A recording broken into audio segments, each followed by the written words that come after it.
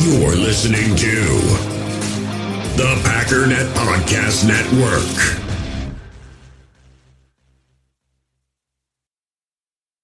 U.S. Cellular has noticed the way we use our phones has gotten ironic. We try to put our phones down for dinner, but the menu's on a QR code. That's ironic. We hit like on social posts that we don't actually like, which is ironic. Which is why U.S. Cellular created Us Mode, to help us reconnect with each other and use our phones less ironically. A phone company wanting people to use their phones less is ironic. Let's find us again with Us Mode from U.S. Cellular. Visit uscellular.com/builtforus to get started. Your NFL Sundays are about to get a whole lot more magical. When you bundle NFL Sunday Ticket and YouTube TV, you get the most live NFL games all in one place. And with Multiview, you can watch up to 4 games at once, so you can catch all the action right from the comfort of home. Watch every game every Sunday on NFL Sunday Ticket and YouTube TV. Sign up now at youtube.com/Sunday Ticket. Device and content restrictions apply. Local and national games on YouTube TV. NFL Sunday Ticket for out-of-market games excludes digital-only games.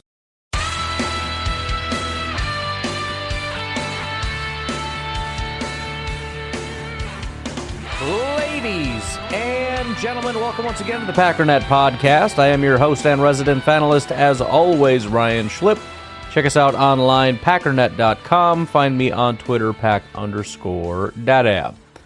So I want to kind of do some news and notesy roundup type of stuff. We've been focusing on the 53-man roster, the practice squad, all of that. So I've been kind of avoiding a couple topics because they're not front of mind. I want to get a couple of them done. First of all, Jack Del Rio joins the Wisconsin Badgers football staff. I know as Packer fans, there's a lot of also Badgers fans on here. So I thought this was kind of interesting. I was actually a big Jack Del Rio fan. I wanted him to be our defensive coordinator back when we hired, I think, Pettin, if I'm not mistaken. Just want to show you this real quick. So he was the defensive coordinator for the Carolina Panthers in 2002. That's when he started his first year. First year with the Denver Broncos, 2012. First year with Washington, 2020. Check this out. In 2002, his first year, they had the 5th-ranked defense in points, second in yards. Look at the year prior to Jack Del Rio coming on board, 28th and 31st. They jumped to 5th and 2nd. Then in 2012, same thing. They had the 4th-ranked defense in terms of points, second in yards. What about the year prior to him getting there? 24th and 20th. Quite a jump. 2020, he goes to Washington. Not a good team, but not because of the defense. Their defense ranked 4th and 2nd. The year prior to that, what were they? 27th and 27th. This guy these are his only 3 defensive jobs, and he turned them into really good. Now, they didn't necessarily stay that way, but man, you want a guy that can quick turn around a defense. Jack Del Rio is your guy. I don't know if he's just a disliked human being or what. Sometimes there's guys you don't really fully understand why they can't get a job, but anyways, I thought that was kind of cool. I have not yet decided on an affiliation for a college football team. I need to just pick Wisconsin and move on with my life, but I'm stuck. I don't know, but they got a new head coach, new philosophy on offense. Jack Del Rio's there now. I mean, it's starting to feel like a real football team. You know, it's one of those things you want to get on board and say you were there for the bad times so that if they become a good team, you can be like, oh, I was there since... It's not really true, but it'd be nice to be able to say stuff like that. Some other NFL news. This is Ian Rappaport. I'm not going to play it, but we've got some information on the Jamar Chase thing. He is expected to play week 1, and apparently, I don't know how serious this is, but it sounded like he was very serious when he said it in this video clip. He said he's looking for 1 penny more than the current highest deal, I believe, or the CeeDee Lamb deal, I think is what it was. He wants 1 more penny. I don't know why that would be hard to give the guy more money. I think he's worth more than CeeDee Lamb, but whatever. Anyways, then we get this, and this is... I swear, man, that the Dallas Cowboys thing is actually quite hilarious. Jerry Jones is kind of a goofball, and the whole thing with the team, I mean, Ezekiel Elliott was funny, and it's just, I don't want to say it's a mess like a lot of other teams that are just a disaster because they've had some success, but man, they sure act like a team that should be a disaster. I'm going to read this to you, attempt to. These are some quotes from Jerry Jones. So question and then answer. Question. What more does Jerry Jones need to see from Dak Prescott? Here's his answer. You could easily say, if you haven't seen it by now, you haven't seen it. I'm such a fan of Dak, and I appreciate all the great things that we all know are there, and I appreciate his work ethic probably more than anything. I can't tell you how proud I am that we've got him this year to start this campaign. Dak's situation right now, for me, has more to do with our situation than it does with the merits of Dak Prescott being the quarterback of the Dallas Cowboys. Question. What is plan B at quarterback with the Cowboys having no quarterbacks under contract for next season? He says, I quit a long time ago getting bent out of shape about having anybody under contract or not. There are all kinds of things other than a contract that could change the outcome of him being under contract and injury level of play. So you can't just pick that and say that should give you a better feeling about our team or me a better feeling. The whole thing has a lot of moving parts. Now I can live with that because we play a game that it can change on the next play. What did he just say? So I asked the robot, help me understand what in the world Jerry is saying. Let's go through it. If you haven't seen it by now, you probably haven't seen it. Jerry's suggesting that Dak has already shown what he's capable of at quarterback. There might not be much more to expect. And the other thing, and Dak has some comments we'll get to in a minute, you can take it in a couple different ways if you wanted to. And of course, the more dramatic way is the more fun way, whereas it might just be people just saying things off the top of their head and it comes off wrong. But it certainly doesn't sound good. And he's always trashing Dak. It's so funny to me that he is constantly, it's like he hates Dak Prescott and he doesn't want him on there, but he doesn't know how to get rid of him. And he knows that they're going to be a lot worse without him, but he also knows they're not good enough with him. So he rides with him, gives him a bunch of money usually, and then they don't win, and then he pisses and moans and talks about Dak's not good enough. It's so weird, and he comes out, if you haven't seen it by now, you haven't seen it, which is, I guess, his way of saying, it is what it is, man. He's not good enough, he's not going to get any better, but it is what it is. And he says, I'm such a fan, not going to read all that. And then it says, Dak's situation right now, for me, has more to do with our situation than it does the merits of Dak Prescott being the quarterback of the Dallas Cowboys. The robot even says, this is where it gets tricky. Jerry is saying the decision-making around Dak isn't just about Dak's individual performance, it's also about the broader circumstances the Cowboys find themselves in, such as the team's overall performance, the salary cap, and future planning. He goes on to talk about all this stuff. Well, there's other considerations about beyond just a contract of whether a guy's going to be on the team, like injury. Wow, well, that's wildly irrelevant considering Dak is not injured that I'm aware of, and he is looking for a contract. So none of those other things really apply to the current situation that we're talking about. You're just randomly mentioning that there's other situations around why a guy would be on. I mean, is this your way of saying that it's like a merit thing? I have no idea what the heck he's talking about. Obviously, it came off in a negative connotation. And then we get this from Dak Prescott. He says, I stopped honestly listening to the things he says to the media a long time ago. It doesn't really hold weight with me. This is the owner talking about the quarterback and the quarterback talking about the owner. How would, Packer fans complain about a lot of stuff, and we talk about the locker room and worrying about that, and like the Aaron Rodgers and Goot thing was such a huge drama. This is bad. I mean, and as a Cowboys fan, how much does it suck? Because, of course, as a Cowboys fan, you think every year is your year, right? So they think this is their year. And you're trying to convince yourself this is your year when you're looking at this. Jerry sitting there going, I don't know, dude. I don't worry about contracts. As everybody's going, are you going to pay this quarterback? I don't think about quarterbacks. There's a lot of things that go into whether a guy plays. Whether he has a contract, sure, that's one thing.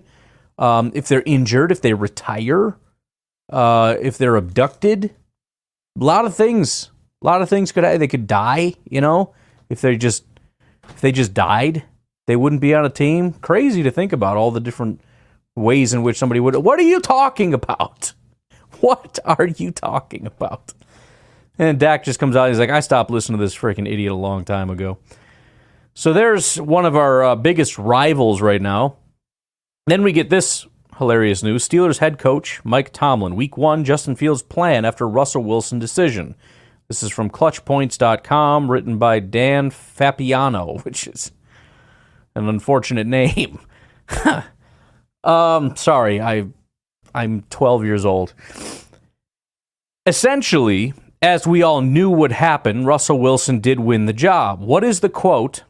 This is, again, I'm supposed to root for Fields now because he's on another team, but I spent so much time trying to convince everybody he's not good, I can't help but gloat a little bit. Here is the high praise kind of comment about Fields from his coach. Quote, "My friend Raheem Mostert had better be ready for a Justin Fields package. I'll just say that," Tomlin said.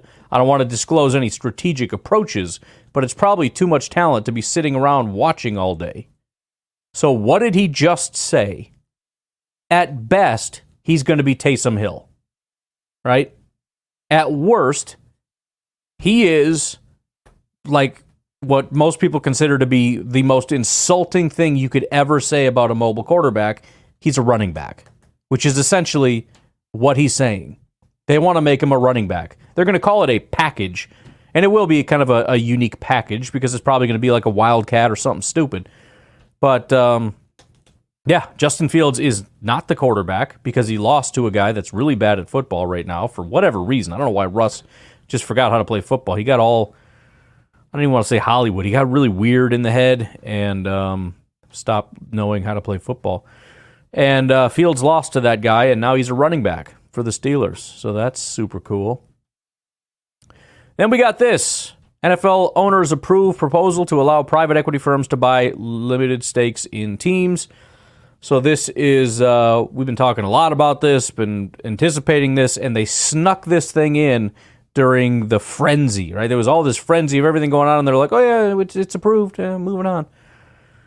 So they finally did it. Throat is dry. It sucks. So apparently there was a lot of different discussions. It could be 30% or whatever. Apparently, private equity firms can acquire up to 10% ownership in NFL teams. Multiple funds can collectively own 10% stake with a minimum 3% investment required from each fund. So minimum 3%, maximum 10%. So obviously not very many can be involved in that. A single private equity fund can hold stakes in up to 6 different NFL teams. This was the most interesting to me because one of the things that I noted many times, and I don't know if this is a part of it or not, but it was the Haslams, I believe, that brought this forward, and a bunch of other owners were interested as well, but the Haslams were the ones that introduced this, wanting these private equity firms to get involved, and I'm thinking, why do you want that? Well, it's an infusion of cash. Why do you need cash? Because you're going to lose out on money more than you're going to gain money. That's why they're investing. It's a net gain for the people investing. Because they buy 10%, you get an infusion of cash, and then you have to kick out 10% of your earnings to them over however long they're there. You're going to lose more money than you get. So I didn't get it. And they talked about the pool. Well, if we want to sell, there's not enough people that want to buy. That's bullcrap. You're not trying to sell this team. When you get old and decrepit, you're going to give it to your kids. You've already got a bunch of people that can invest in teams. Like that, I'm not buying that. And so, a lot of these guys have their own companies that invest in teams. The Haslams are involved in the Bucks and a bunch of other teams, and so are a bunch of other owners. And so I thought, well, it's probably a conflict of interest, so they wouldn't allow an owner to be involved in, for example, the Browns and then invest in the Raiders. Like that doesn't make any sense. Well, apparently, a single private equity fund can hold stakes in up to 6 different teams. So much for that whole, conflict of interest thing, to be investing in this team and also this team. I'm just saying. They say there's no voting power, but that's nonsense. When you've got money invested in a team and there is now an expectation of returns, you're going to have a voice. You might not have an official vote, but you have a voice against the people that vote. So there's still going to be pressure. So a lot of this is in my opinion, BS. And again, I don't know if this is going to be anything to do with the Haslams or the Dolphins owners or Jerry Jones or Robert Kraft or whatever, if these guys are going to actually get involved in football teams or if they're even allowed to, I don't know. But I just think that this is, I'm not a fan of it. I think maybe the biggest thing is there's going to be a big boost in the valuations of these teams and just a big infusion of cash into the NFL in general. The other good news, I've mentioned this before, the Packers essentially have no part in this as far as I'm concerned. There's I don't even know if you would be allowed to, but even if you could, why would anybody invest in a not-for-profit organization? There's no return on your investment. So this essentially applies to 31 teams, and the Packers are essentially exempt, so we don't have to worry about this stupid nonsense. What else we got here? This was just that. This will be the final one. This is the owners' meeting. We talked about the other thing. Apparently, they also talked about the kickoff rules. And if you look down here, this is from Pro Football Talk, Mike Florio. He said that essentially they had a brief meeting about the kickoff rule that is now being implemented, and it was nothing more than like a 30-second presentation that said returns are up, injuries are down, and that was that. That was the whole presentation. And the interesting thing is, an observation, here we go. Oh, my Lord. I can't make him stop. An observation that I had made is early on, I noticed that all these kicks are being returned to about the 30 or more. That was a very common thing that was happening. And so as soon as I saw somebody kick it out of the end zone, I thought, why wouldn't you do that? Because if the standard is returning to about the 30, even if it's about 25 to 30, so what? You're going to maybe try to gain 5 yards with also the risk of them going well beyond the 30? That doesn't make any sense to me.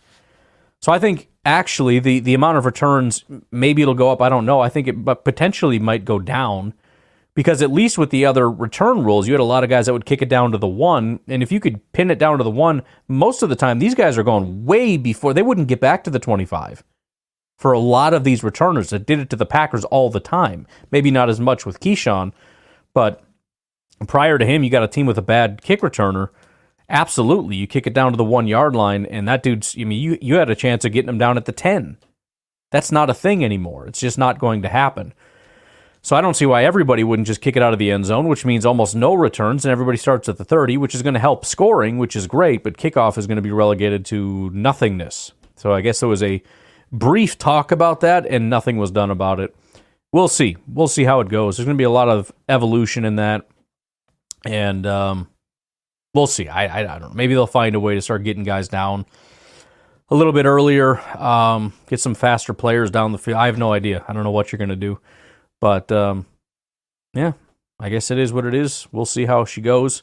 Why don't we take our first break, and we'll be right back. U.S. Cellular has noticed the way we use our phones has gotten ironic. We try to put our phones down for dinner, but the menu's on a QR code. That's ironic. We hit like on social posts that we don't actually like, which is ironic. Which is why U.S. Cellular created Us Mode, to help us reconnect with each other and use our phones less ironically. A phone company wanting people to use their phones less is ironic. Let's find us again with Us Mode from U.S. Cellular. Visit uscellular.com/built-for-us to get started. School is back, and Dick's Sporting Goods has what you need to win your year. We've got everything from cleats to Sambas, dunks, and more. Plus, the hottest looks from Nike, Jordan, and Adidas. Find your first day fits in-store or online at Dicks.com. When it comes to towing, seeing is believing. That's why Chevy Truck's advanced camera technology offers up to 8 available cameras for 14 unique views, so you can focus on the view that really matters. Chevrolet, together let's drive. Learn more about Chevy Trucks at Chevy.com. Safety or driver assistance features are no substitute for the driver's responsibility to operate the vehicle in a safe manner. Read the Vehicle Owner's Manual for important feature limitations and information. You're a podcast listener, and this is a podcast ad. Reach great listeners like yourself with podcast advertising from Lips and Ads. Choose from hundreds of top podcasts offering host endorsements, or run a reproduced ad like this one across thousands of shows to reach your target audience with Lips and Ads. Go to lipsandads.com now. That's LIBSYN ads.com. In other news, NFL safety Lewis Cine, formerly of the Minnesota Vikings, has gone to the Buffalo Bills. Former first-round pick safety Lewis Cine. Man, the Packers have had some struggles with certain positions. I know for a while, we couldn't hit on a corner. We were throwing away first-round corner picks and all that stuff. DBs in the first couple rounds for the Vikings has been a complete and utter disaster. And I understand some of it is out of their control. A lot of it has been out of their control. Obviously, they had the unfortunate passing of one of their players. But it's just terrible. I genuinely thought Lewis Cine was going to be a good player for them. I wanted Cine. I remember a lot of Packer fans wanted Lewis Cine to be a Green Bay Packer. Apparently, Brian Gutekunst knew better. He went to the Minnesota Vikings, whatever our rival's name is. And in 2022, he played 2 regular season snaps, I think due to injury. In 2023, he played 8 snaps. That's it. He played in Week 17 against the Green Bay Packers. He played 8 snaps at a 66 grade. Going into 2024, this is year 3. He has hardly played any football. The guy has a really good game against Cleveland. I saw some Minnesota Vikings fans going, man, after that, I maybe we should keep him. You know, he had 2 pressures on 2 pressure attempts. He had a 72 coverage grade.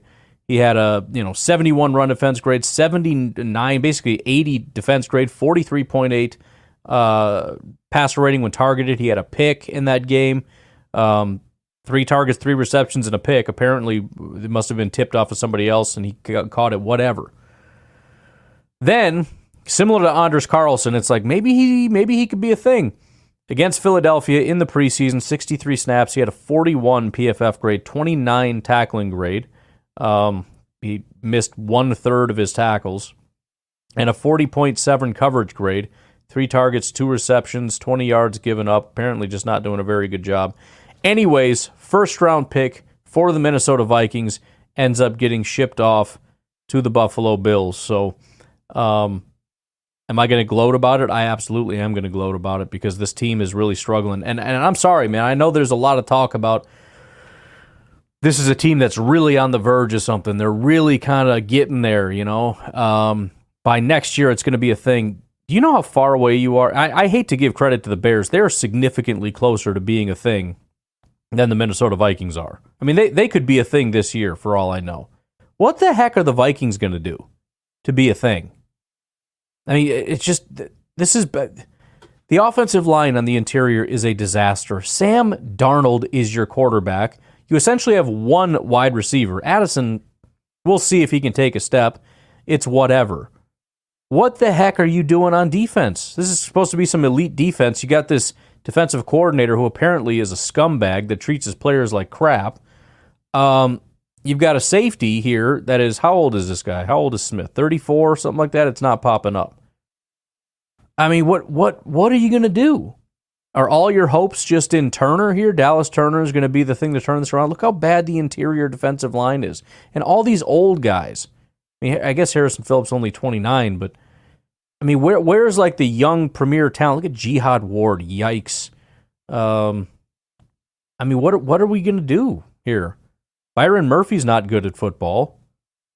You went out and got Stephon Gilmore on a 1-year deal, so that's not a future prospect. I don't know, man.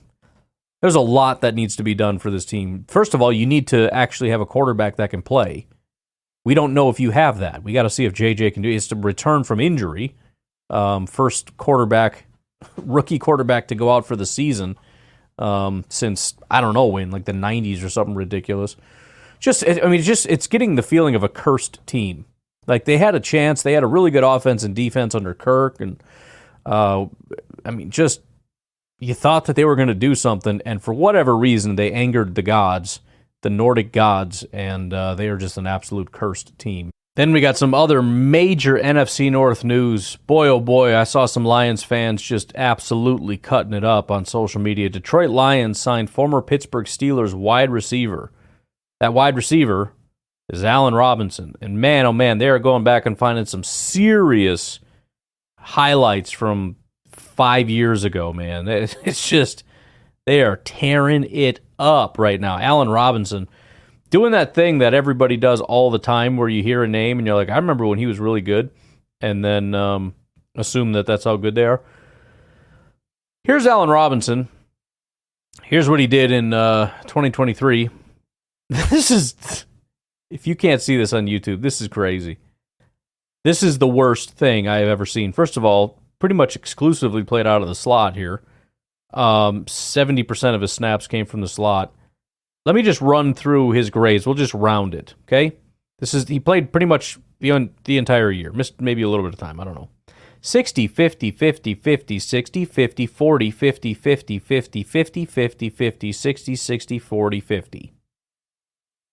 For reference, if you don't know, PFF, 60 is exactly average.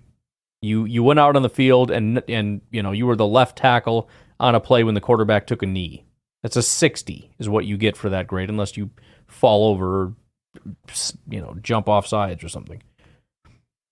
His highest grade was a 66 last year. 66 is his best grade. Look at this. This is a hard fall off. In 2020, he had an 88 grade. 2021, he plummeted to a 66, or 67, I guess.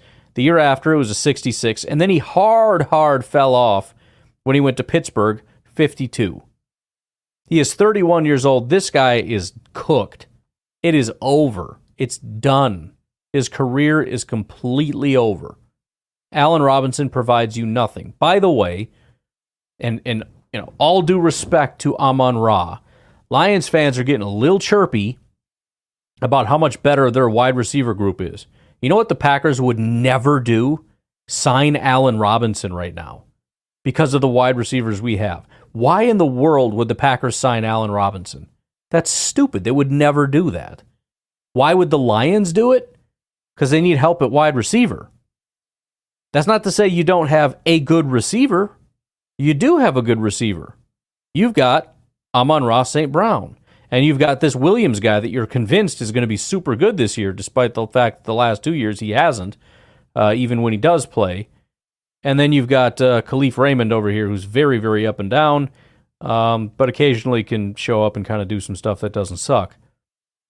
There's not much here. There just isn't. Khalif Raymond he was decent last year. He's not generally seen as a good wide receiver. Williams is a bad wide receiver. You don't have any depth. So you're adding some veteran depth. Never would the Packers do that. That guy would never take a snap. Allen Robinson would serve no purpose in Green Bay, Wisconsin. So, take that for what you will. If you want to brag about Allen freaking Robinson, maybe rethink your optimism for this season. That's all I'm saying. All right, now we got some news about the Philadelphia Eagles. Obviously, we're playing them week 1. Not super massive news, but James Bradberry, corner converted to safety for the Philadelphia Eagles, is expected to be out for 6 to 8 weeks with a lower leg injury. The reason I say it's maybe not super massive news is that although, as you can see, he did play a pretty big role last year, played 1,051 snaps as a cornerback, and had 9 pass breakups and a pick, so, kind of a decent player. He essentially is a backup safety right now with, Reed Blankenship and Chauncey Gardner-Johnson at safety. Chauncey Gardner-Johnson is a massively overrated player based on, the hype compared to what he's actually done in the NFL, but whatever. So they lost a backup player, but it's who we're playing, so there you go. Got a little. All right, well, the rest of the news I got here is Green Bay Packers related, so why don't we go ahead and take a break right here. We'll come back and cover some of the latest and greatest Green Bay Packers news. All right, well, let's rip through this Green Bay Packers news here. First of all, we got some minor news. Packers quarterback Malik Willis will take number 2. Carrington Valentine is switching to number 24. I'm not a fan, only because I really became accustomed to him being 37. I don't know why. I'm not a fan of that, but that's all that is. Then we got this. Apparently, as soon as this tab decides to close, the Packers are offering standing room only tickets. For $95, they're going to be standing areas behind section 432 and 442 on the 4th level. Access includes use of viewing platforms and nearby concession stands and restrooms. Purchase limit up to 8 tickets per household. Resale policy, who gives a crap? I was thinking about it. First of all, that's cool that they're offering more tickets because obviously they sell out all the time. So now we can just get more people in there. Packers can make more money. I'm all about it. But I was thinking about, I was like, first of all, there's nothing wrong with having no seat. I mean, eventually it'd be nice to kind of sit somewhere, but I'm sure you can find a spot. But the whole problem is everybody sits all the time. Everybody's always sitting. And then you got to worry about, like, when can I stand? When is it appropriate before people get all pissy about it or whatever? Now you can just stand the whole time. It's in the name, standing room. In fact, it says only. So don't even try to sit, or I will revoke your fake ticket and kick you out. Pardon. So I'm all about that. And then, the viewing isn't as good. Dude, if you care about viewing, stay home. Viewing and comfort and food and all that, that's what you do at home. You go to Lambeau for the experience, and you can experience just as well on the fourth floor standing and watching. I think I would prefer this, and it's cheaper. I'm not kidding. Next time I go to a Packer game, I'm getting standing room only. I would pay extra for it, but it's cheap because they're like, well, we don't get you one of those seats where you're all cramped in there and you have to try to sandwich in between a bunch of people and, do the whole, like, excuse me, and try. Nah, dude, forget that. $95, I'm doing that all day. I want to do it just to make a point that I think it's dope. Then we got this little nugget. I haven't gone through the press conferences yet. I'll do that maybe for tomorrow. We'll see how she goes. But thanks to Mr. Packers Total Access, Clayton, he likes to put a lot of these clips on social media in little bite-sized pieces, so that's very helpful. There's always a question about, are you going to be in a box or are you going to be on the side of the field or whatever when you're coaching? It's funny because no matter where you are, whenever there's a switch, it's like, oh, that's going to fix everything. Now he's on the sideline. Now it's going to be like, because we did that with Pettin. Pettin goes on the sideline. It's like, oh, man, he's going to be all amped up. He's going to get everybody amped up. And then when Joe Barry went up in the booth, it was like, oh, man, that's brilliant. Like, obviously, it's going to be better. You can see all your stuff. It's easier to whatever. But we got that question answered for Jeff Hafley. Hopefully you can hear this. Here's what he had to say. What's your preference for calling plays from down on the field or up in the box? I like to be up in the box right now. That's where I was in the preseason games. I've been on the field the last couple of years, obviously. They didn't let me up there, but, it's calm, it's quiet. I can kind of let everything out. You take the emotions out of it a little bit, which sometimes good and bad. It's nice to be around the players when you get excited and the guys get excited and they get them going and they calm them down and they talk to them. So I do think there's pluses and minuses to that. So there's part of me that likes to be involved with that aspect of it and be around the guys. But I think from calling it, setting stuff up, having your notes, setting the next series up, looking at the iPad, kind of having time to study while the offense is on the field and really get thoughts for the next possession, kind of self-scout yourself a little bit too and see what you've done, what has been good against you, what has worked for us. I just think you can get more accomplished from that standpoint. But I understand why people want to be down on the field too. There's moments that I want to be down. But I'll be upstairs. I think it's best for our team right now. All right. What's your preference for? So there you go. And I mean, that is my preference. I don't know, again, if things go south, maybe it's going to be, oh, man, it's going to be great having them on the sideline. Get it, blah, blah, blah, blah. I think it makes sense. Look, your job is to call plays. It's a very analytical thing to do. It's a very, intellectual exercise. Being on the sideline where you don't even have as good of a vantage point of seeing what the heck is going on, not having your coaches immediately around you, not having all the distractions, quiet. Again, you can have paper spread out all over the place, exactly set up things the way you need it. You have a nice little cup of coffee, whatever. It makes infinitely more sense to me than being on the sideline just running around like a psychopath. All right. Now we're getting into some more serious news. Packers signed 2 to the practice squad. Safety Omar Brown, which there was 2 of them, so I was kind of confused. The Ravens and Broncos both had them. And linebacker Chris Russell, familiar name, famously on this podcast anyways, the guy who I had no idea who he was. I was reading off, I think it was PFF, and I was like, I've never heard the name Chris Russell before. I don't know how he slipped through the cracks. I don't know if I've ever had that. There's some that I'm less familiar with where it's like, I don't kind of sort of remember. I don't know. I've never just been like, bro, that's fake. He's not on the team. I'm positive he's not on the team. But he made the team. Let's take a quick look at PFF here. Most importantly, Omar Brown. He is a 2024 undrafted free agent, initially picked up by the Denver Broncos. 6'1", 200-pound safety. It is interesting to me that AJJ didn't make the cut. Now, granted, the Packers likely were trying to get him on the practice squad and weren't able to. Don't know. But for whatever reason, they really liked Omar Brown and what he did. It's also interesting that it's the Packers seem to like to pick guys that they've recently played against in the preseason. That happens a lot. Could just be a coincidence, but I don't necessarily think so.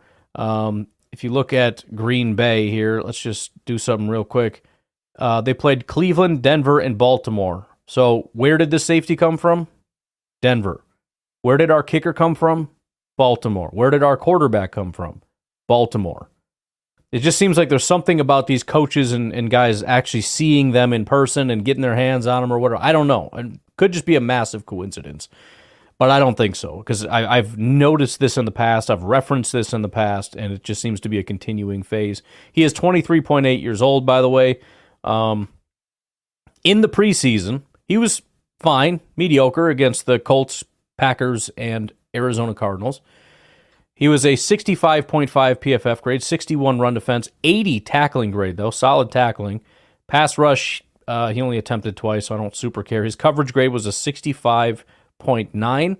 He had 5 tackles, 0 missed tackles. I'm sure that's a big plus. And also 2 stops. So out of the 5 that he had, 2 of them were sort of high-impact tackles. He was only targeted once. It was only caught for 4 yards. That was the longest given up, just an 83.3 passer rating when targeted. Real quick, just want to take a little peek-see at his college career here. Omar Brown, Nebraska Cornhusker, had some really, really good years. Again, he is a little bit older, going on 24 years old. He had 1 year where he was injured in 2022. Outside of that 1 year, he was at Northern Iowa for 3 years. He had a 76, 89, and 84 PFF grades. His coverage grades were 78, 90, and 86.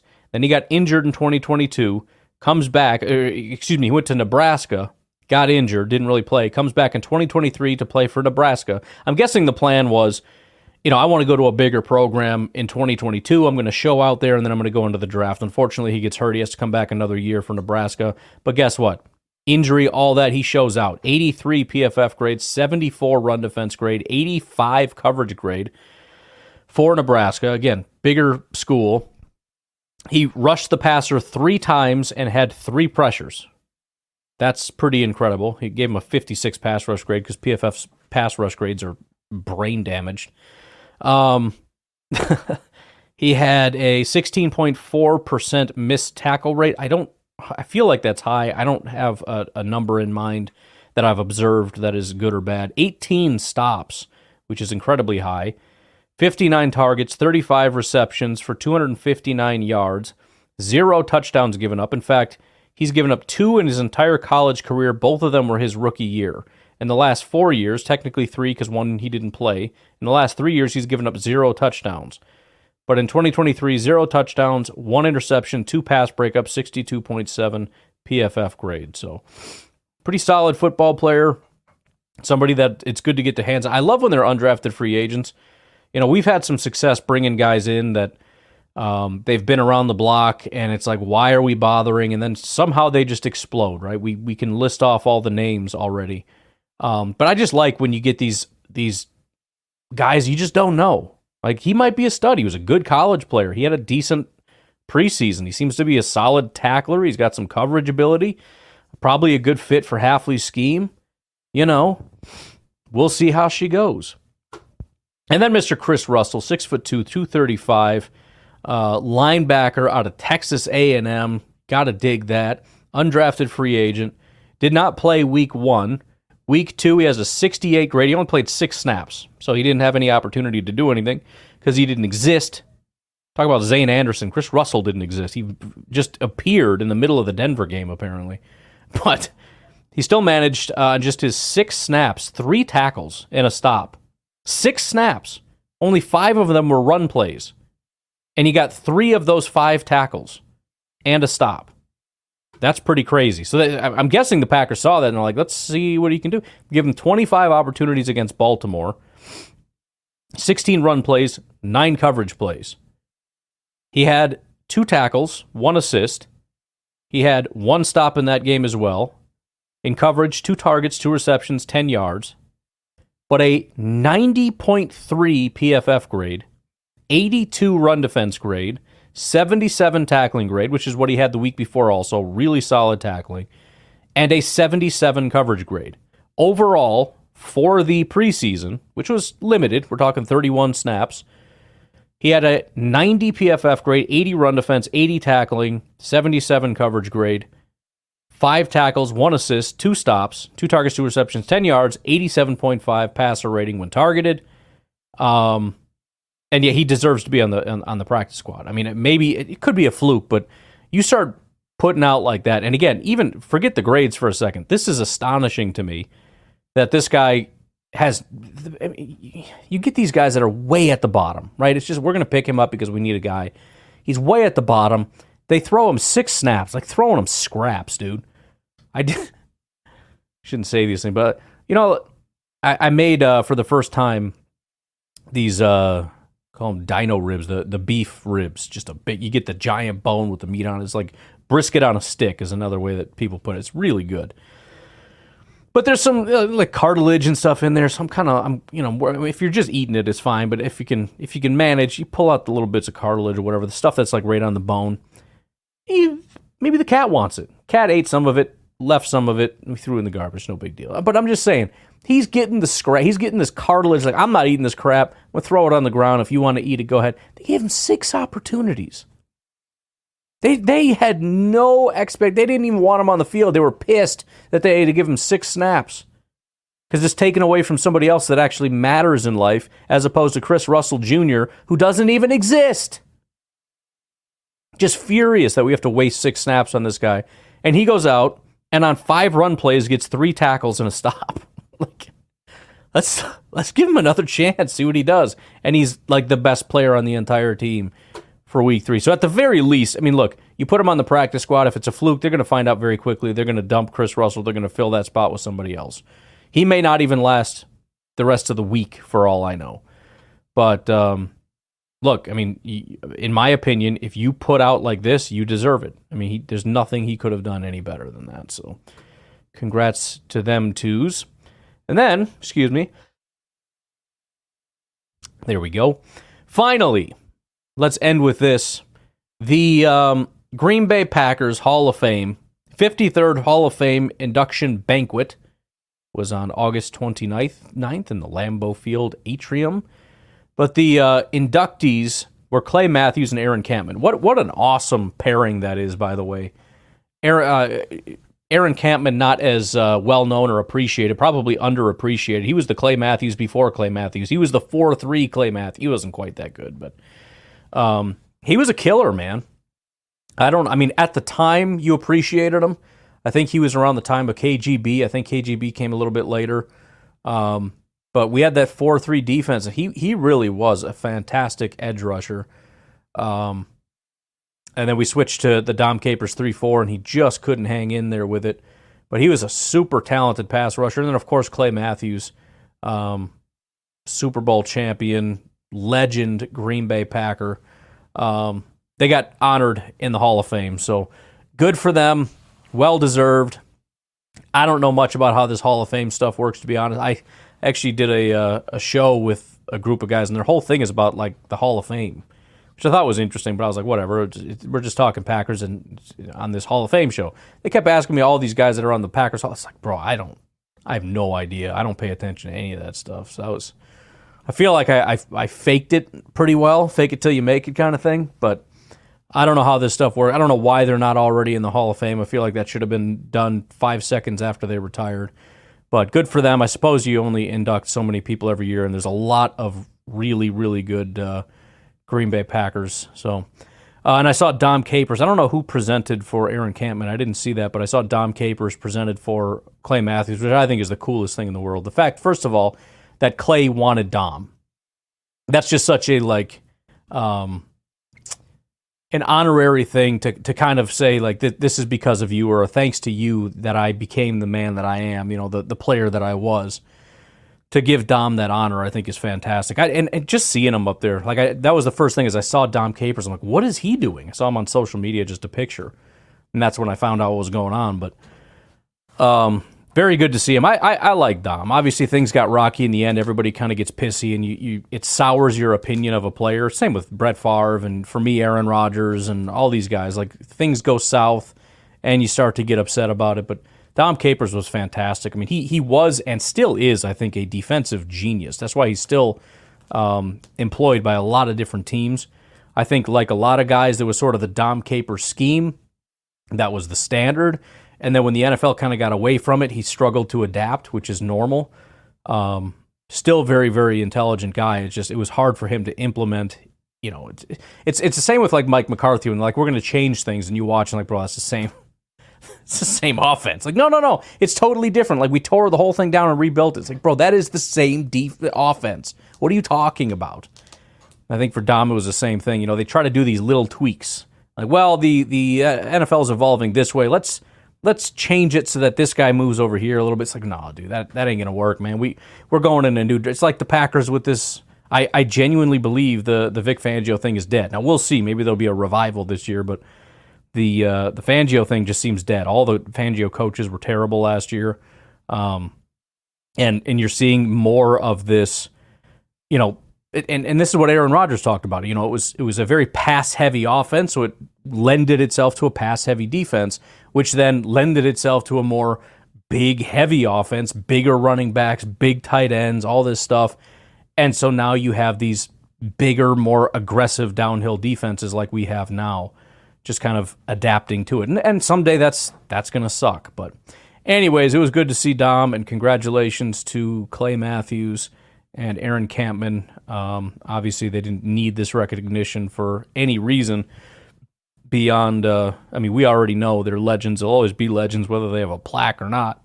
But very cool. It'd be nice to go check this out. I've never seen it. They have the Green Bay, let's see, what is it? Located in the Lambeau Field, occupying 15,000 square feet on the first floor of the stadium atrium. The hall contains a vast array of Packers memorabilia, artifacts, and trophies. Use the latest technology to enhance interactive displays to educate visitors about the team's rich history. As of 2023, the Packers Hall of Fame has inducted 168 individuals. So there are a lot of guys in there, and I'm sure there's a heck of a backlog. But anyways, it's good to see that. I'll have to check that out sometime. If you haven't seen it, you definitely should. Sounds amazing, and you'll get to see I don't know, do they have a bust of all these guys? I have no idea. But I'm going to leave it at that. You guys have a good rest of your day. I will talk to you later. Bye-bye.